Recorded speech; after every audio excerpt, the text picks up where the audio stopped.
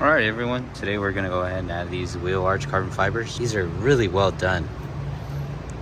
So first things first, you're going to go ahead and get a T15 hex or star, excuse me. And you're going to remove these bolts. There should be 3, 1, 2, and the third is up here. Once you go ahead and remove those, I'll show you what to do the next step. Alright, let's go ahead and remove them.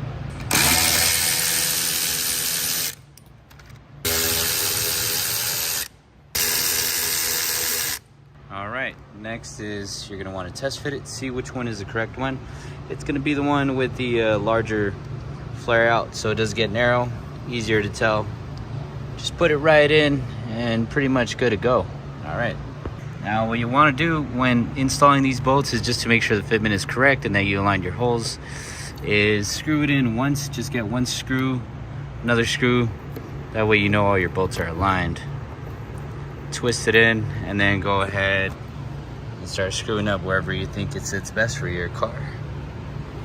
Look at that. Oh yeah, it finishes good. I have it aligned right, so for me, I wanted to pull it outward so that it sits flush in there with this groove. Did the best that I could, which looks pretty good right now. So now we're just gonna go ahead and tighten it up. I feel like this bottom one could move more out. Actually, no, it's supposed to be like that. So now we're gonna go ahead and tighten it.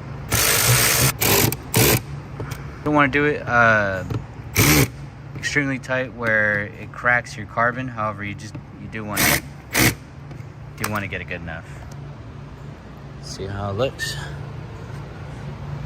Oh yeah, it finishes the car up real nice. I like that.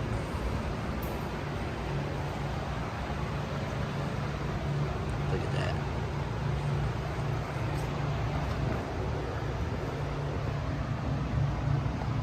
Right, and then you do the same for the other side basically. Very easy. Make sure you have your wheel turned inward, by the way. Makes it a lot easier to get in there, get those 3 bolts out. Let's see how it looks after. All right, so just screwed them in. Same thing as the other side, and look at how they came out. Oh yeah.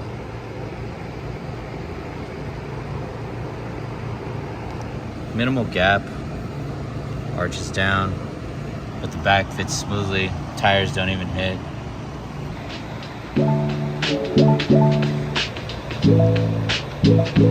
Oh yeah.